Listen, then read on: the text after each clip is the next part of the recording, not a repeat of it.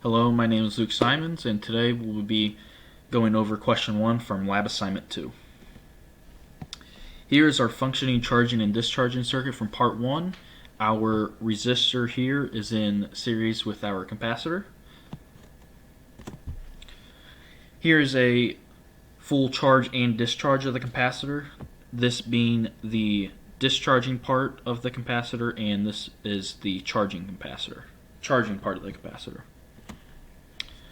So our discharging equation is our half time is equal to our time constant times the natural log of 2, and our charging equation is V out is equal to Vn times 1 minus e to the negative time constant divided by resistance times capacitance.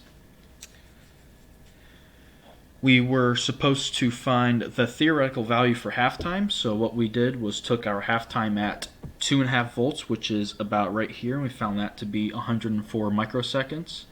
Then took our halftime from that time to 1.25 volts, which is somewhere in this range, and we found that to be 68 microseconds.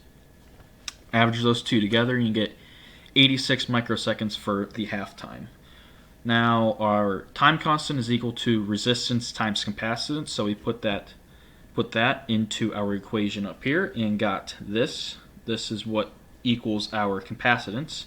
And plugging in our halftime right there and dividing it by our natural log of 2 and multiplying it by our resistance, which is 1,000 ohms, we get our capacitance to be 0.124 farads or 1.24 millifarads.